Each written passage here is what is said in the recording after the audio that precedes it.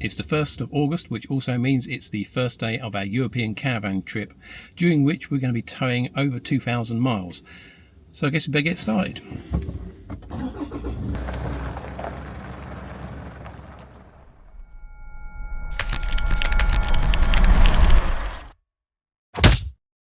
Hi, it's Dave T, stuck in traffic, so time to explain what we're actually doing. Fair to say, over the past few days my anxiety level's been quite high because this is a fairly big trip for us.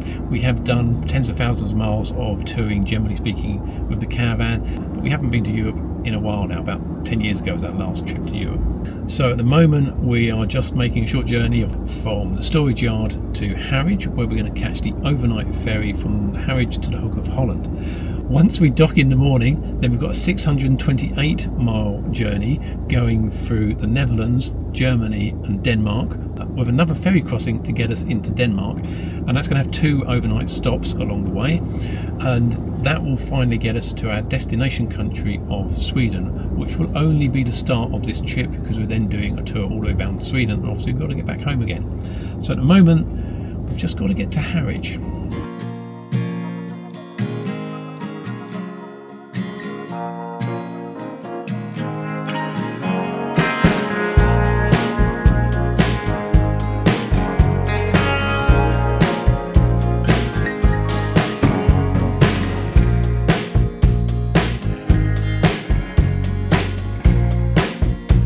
So we're through check-in and security. There was no signage as to which lane to go into, so we parked on the right-hand lane for the ladies to say, yeah, you're going to have to back up now and go across 6 lanes to the other lane where they want the caravans. The reason why we decided to do the night crossing, it basically saves us a day, and that means that we can catch the boat overnight, and then we're going to dock, I think it's 8 o'clock local time, which means we've got the whole day ahead of us of travelling. The disadvantage is you don't always sleep that great on a ferry, but if we did it the other way, we'd effectively use the entire day up just getting across. So all of the cars have loaded, all of the noisy custom motorbikes have loaded, and we're sitting here waiting. For those of you of technical persuasion, on the wing mirror I've got a GoPro. This is being recorded on an Osmo Pocket 3. And on the front hood, on a magnetic mount, I've got a 360 camera, and hopefully I'm going to capture some interesting footage with that. Maybe not, we'll see how it goes.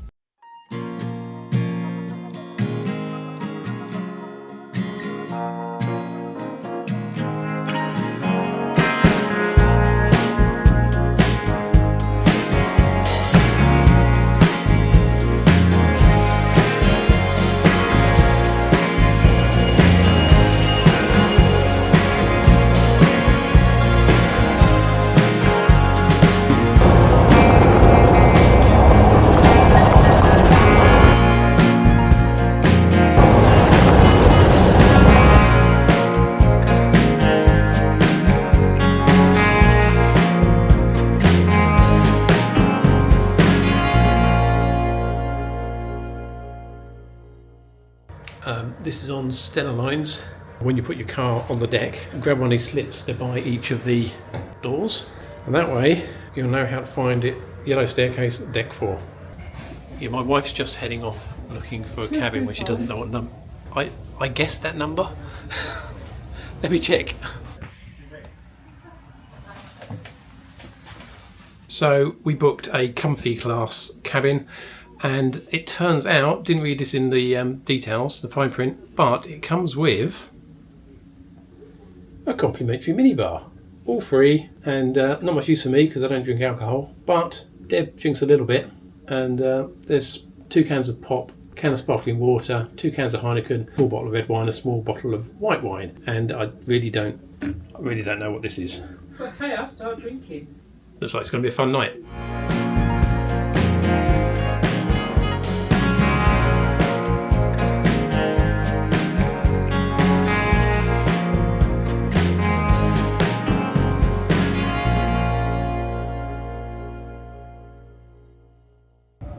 So I'm just off to find what time the restaurant opens. I forgot to check last night. It's about 5 o'clock. And pleasant night's sleep, all things considered. The cabin was really nice, the bed was reasonably comfortable. and not much noise, but the sea is very, very calm. Anyway, find out where the restaurant is. So the restaurant is open at about 5:30-ish. So just going to go back, get Deb, get a few things sorted out, go and get an early breakfast. So just we're off.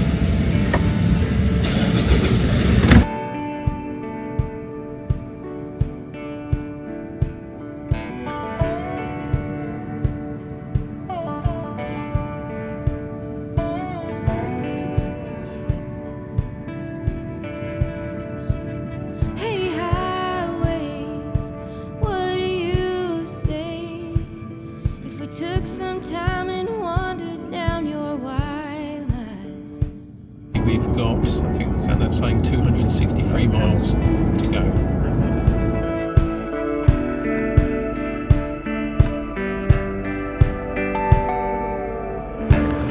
About 100 miles into the Netherlands, and just up the A1 past Arnhem, I think, and stopped at the motorway services, and there is a McDonald's, a bit of a walk. So we haven't got an awful lot of food with us.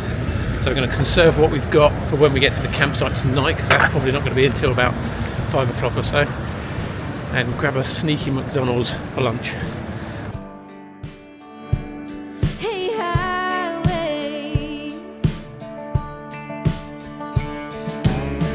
still water runs deep, love is too damn cheap in that town to turn back around. So one thing about the Schengen Agreement, which allows free cross-border crossing within a large part of Europe. You crossed the border. As I was about to say, we've just crossed the border to Germany. There was a sign about half a mile back saying it was coming up, but other than that, the sat-nav telling us that there's no border crossing, no passport control, anything like that. We are now in Germany.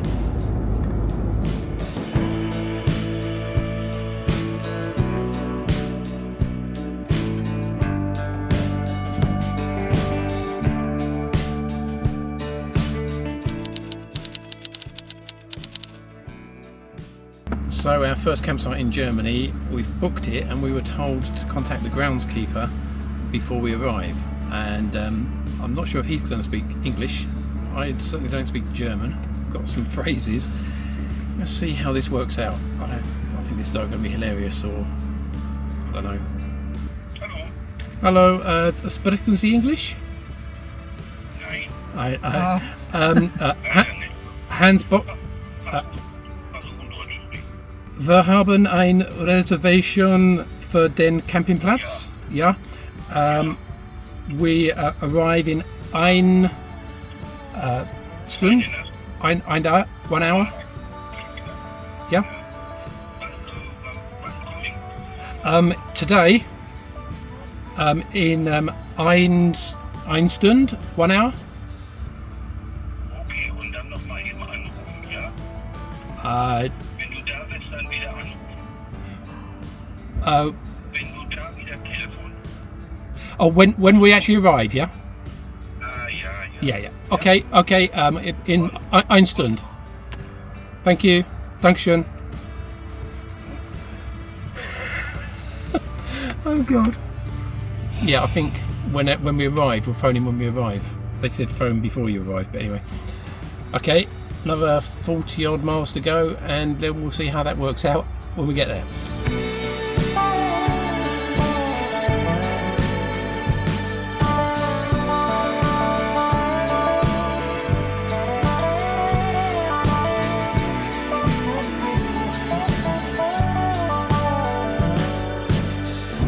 So this is it. Where's the camping, I think? Southwest. You have arrived at your destination. The route guidance is now finished.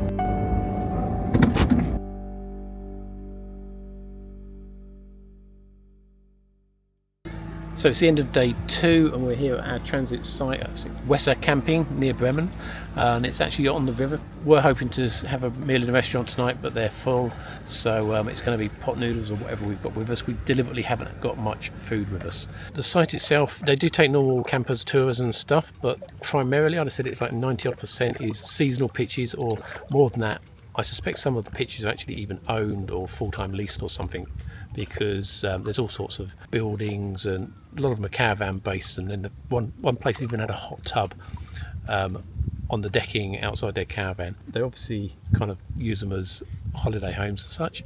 A lot of caravan sites have like a recycling point for your rubbish. This one's got a recycling point for metal. It looks like a place where garden furniture goes to die, full of old umbrellas and chairs and tables and stuff like that. But it is a nice site, lovely views along the river, big power bikes going by and stuff. But we're going to get something to eat tonight, and then an early night, 'cause it's been a long old day, and we're starting again in the morning at early, and we need to go to Denmark, 240 odd miles from here, and that includes a ferry crossing as well. So it should be an eventful day tomorrow. Other than that, see you then. So that's it for Germany's campsite. We're heading off now to Denmark, and hopefully an uneventful journey.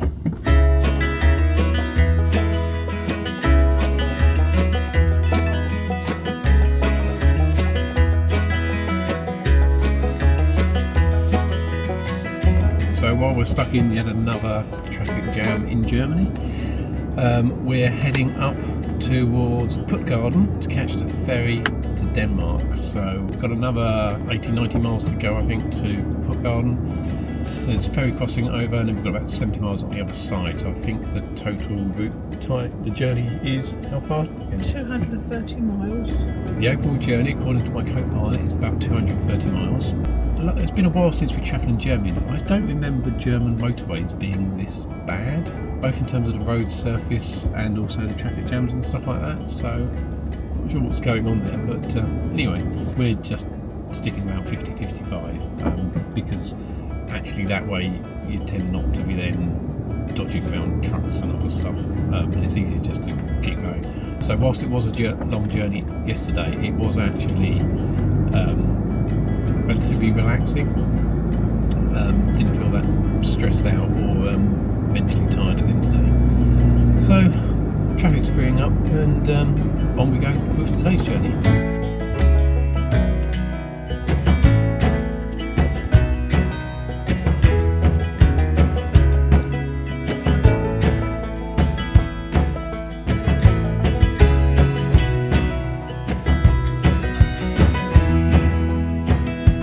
So we tried to stop at a service station, but it was full up. There was a place we could have parked, but as usual, as you pull in, you have a choice of where to go, and then it turns out that that place side is full, then you can't get back to the other one. So that was a full services. We were going to get an actual proper meal there. But there's a nice-ish service station here. There's toilets, although we won't use them. We've actually parked the van by the side of the road, and I think for the first time ever, fired up the gas. I've got an all-day breakfast, like beans, egg and stuff in a sachet thing I bought on a whim. So having that for dinner, can't go wrong.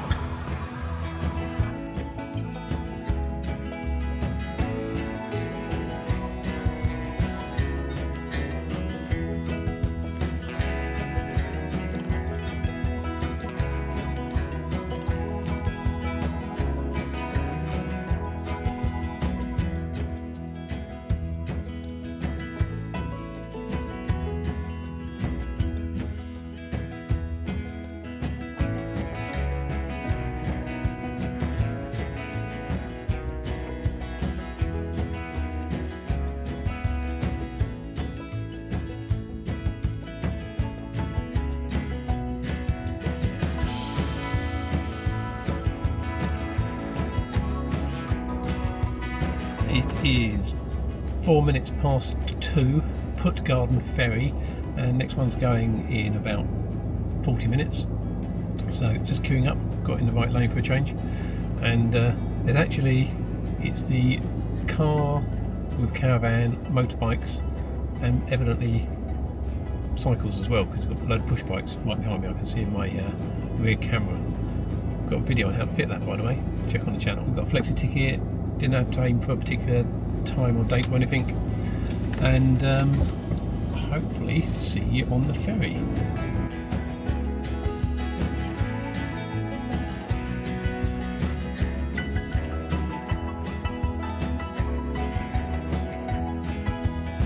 Remaining on the car deck during the crossing is not allowed.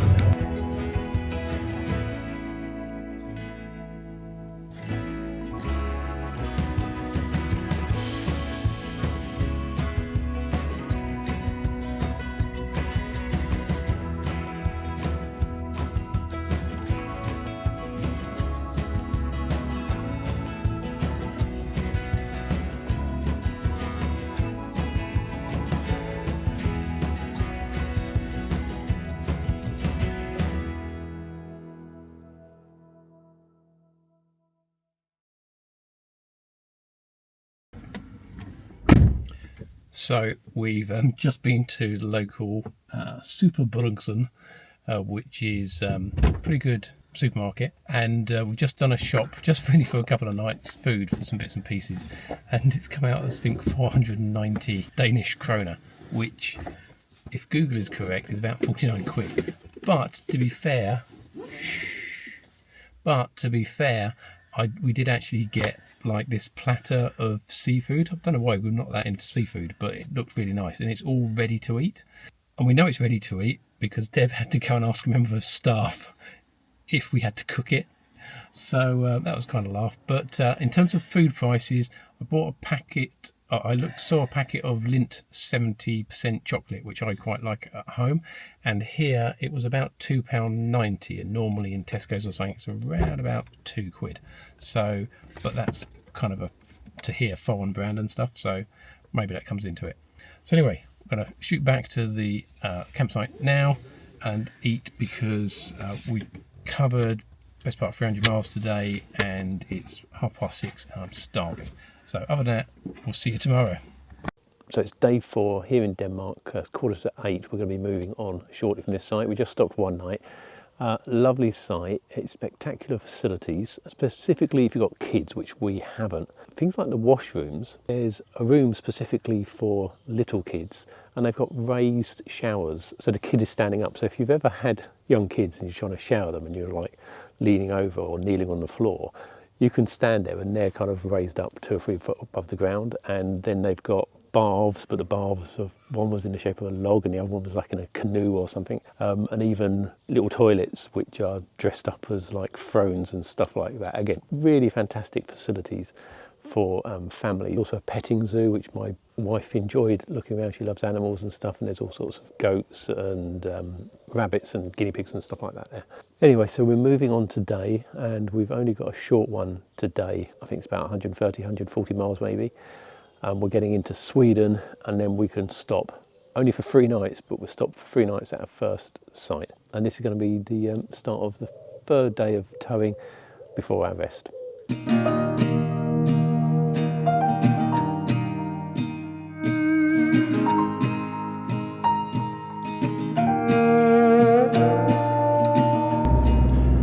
So on the road again, 3rd or 4th day travelling, and we've got about 120 miles to do. We're going to be crossing the Öresund bridge, which goes from Denmark into Sweden, goes into Sweden at Malmo. So we've got to head down towards Copenhagen, and hopefully it won't be too bad getting past Copenhagen.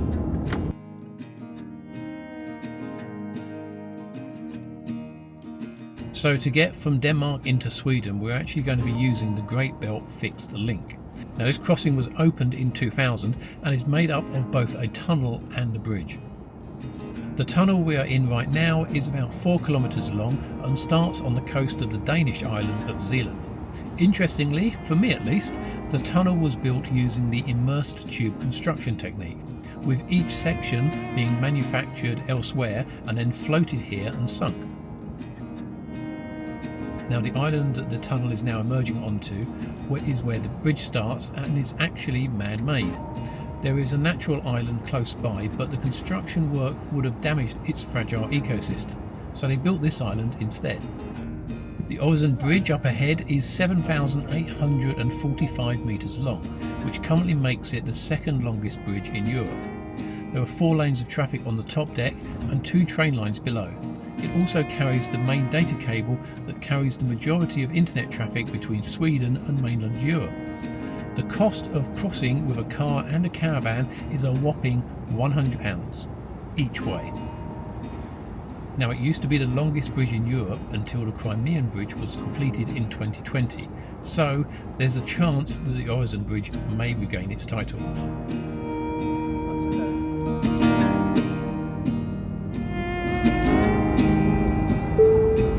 You crossed the border.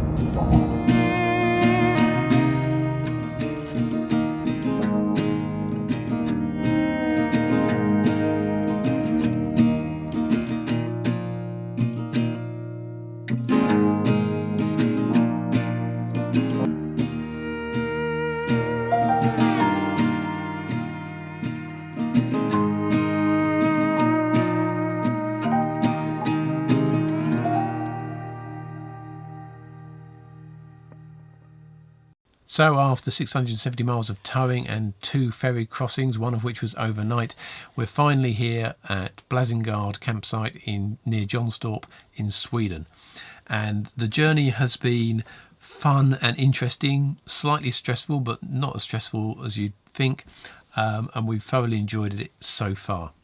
Now, in terms of my thoughts of driving, I only do motorways really for this entire section because we're really just trying to chew up the miles and get to Sweden. But the Netherlands was great, nice clear motorways, good road surfaces, and the actual services where we stopped were also great. Germany was a little bit of a letdown. The road surfaces were pretty bad in a lot of places, weird undulations which makes the trailer kind of bump and kick you a little bit, and also lots of roadworks and traffic jams. Not what I was expecting from Germany from past experience. Denmark was actually pretty good, especially the part which we did, which was not on motorway. That was actually more interesting, and we're planning on doing more of that style of driving once now that we're in Sweden. The first part of Sweden, when you get into Sweden, is actually quite naff. If you've ever been to the kind of part of Calais, that section running up to Calais, and what that's like, it's kind of like that when you go through Malmö area. No disrespect to any Swedes watching, but it's kind of industrial, and yeah, it's just not that great an impression. Once you get past that, however, Sweden is really lovely still. So in terms of the overall journey so far, we've really enjoyed it. It's been an adventure. I was quite nervous beforehand because we haven't done a trip like this in quite some time, but it's really been not an eye-opener, but it has been just different from if you're touring the UK. We've done loads of touring in the UK, and everything you see is kind of the same. Most high streets in the UK are kind of the same, and they probably are in Denmark and Sweden, apart from the fact it's the same for Denmark and Sweden. So when we've gone into supermarkets and stuff, which is pretty much all we've done other than actually driving so far, it's an actual experience and it's fun, and that's what life's all about. So thoroughly enjoying it so far. The holiday proper kind of starts here in terms of actually going out and about and doing stuff, and that's going to be in the next video. So if you have enjoyed or found this video helpful or useful or interesting, then please do hit that like button. And if you're interested in seeing other videos I make, particularly the next episodes in this tour of Sweden, then please do consider subscribing to my channel and also hitting the bell icon so that you'll actually be notified when I post the next video. But most of all, thanks for watching.